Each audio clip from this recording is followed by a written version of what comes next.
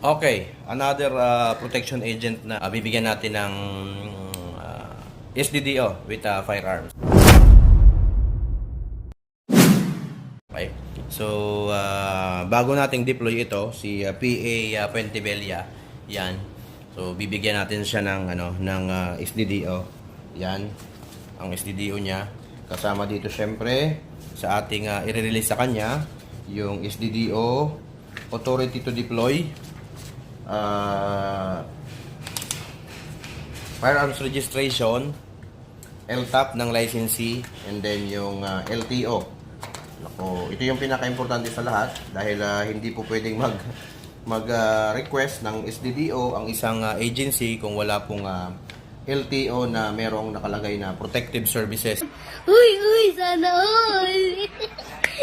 No? Pero may mga agency tayo na nakadirect na parang itinayo sila para sa protection agent, pwede po yon.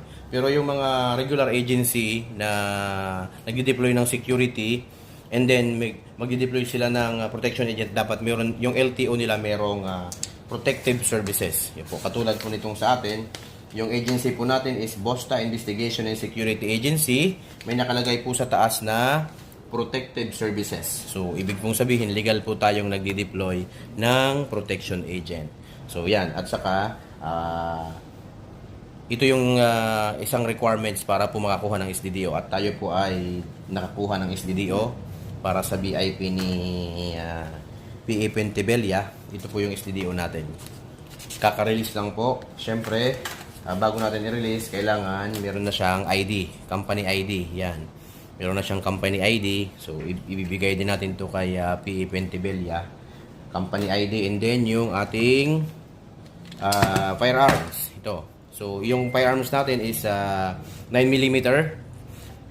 Dahil ito yung nasa batas, 9mm. At saka naka-high cap naman siya. Dalawang magazine ang ibibigay natin. So, dalawang magazine, naka-high cap.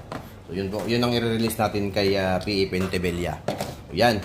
Sa lahat po ng mga nagnanais na maging isang protection agent, yung opening po ng ating susunod na batch ay malapit na po. So, punta lang po kayo dito sa opisina at mag-register. And then, pwede rin po kayo mag-inquire online. Sasagutin po natin yan. Mag-message lang po kayo sa page natin kung ano po yung inyong mga katanungan. Sasagutin po natin yan. Okay? So, yan po si PA Pentebella. Check natin kay PA Pentebella yung SDDO niya kasi itutugma natin yung serial number ng firearms. May serial number po kasi ang firearms dun sa SDDO. So, dapat magkapareho sila ng naka-indicate dun sa firearms para wala pong problema kung ano man pong inspection or meron pong mga nakakaalam, yung regulating body na mag-check, at least po wala pong problema para smooth po yung trabaho ng ating protection agent. Yan po. So, yan lang po mga ka-59, mga ka-bodyguard.